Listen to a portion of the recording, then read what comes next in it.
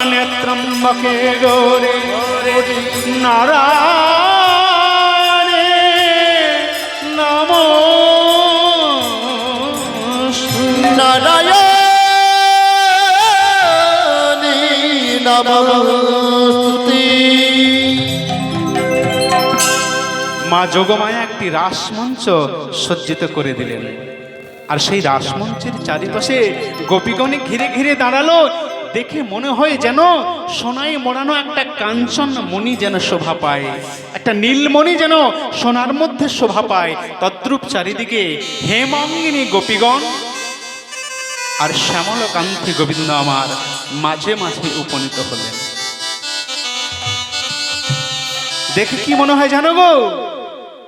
ও গো কাঞ্চন মণিগণ জননীর মা বলো, রমণী মণ্ডলী মাঝে।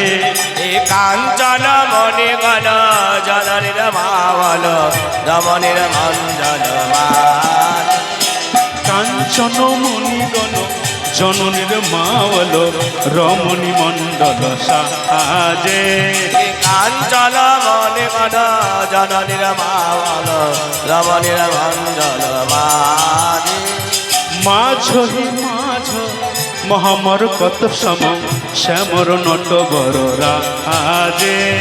মাঝে মাঝে মহামর কত তম শ্যামল রাধে।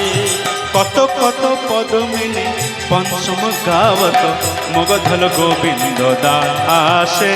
আরে কত কত পদমিনী গাবত গোবিন্দ দাসে। কত কত পদমিনী পঞ্চম গাবত মধুকর ধরে সুতি ভাসে। আরে কত কত পদমিনী পঞ্চম গাবত মধুকর সুতি ভাসে। তাই সেই রাসমঞ্চ সজ্জিত করলো আজ সকল গোপীগণ এবং ভগবান শ্রীকৃষ্ণকে নিয়ে। আজ শত কোটি গোপী নিয়ে যশোদানন্দ, কত কোটি গোপী নিয়ে যশোদানন্দ। আজ শত কোটি গোপী নিয়ে যশোদানন্দ। ওই বৃন্দাবনে রাসলীলা কইল আরম্ভ।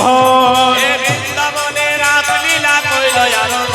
আজ বৃন্দাবনে রাসলীলা কইল আরম্ভ।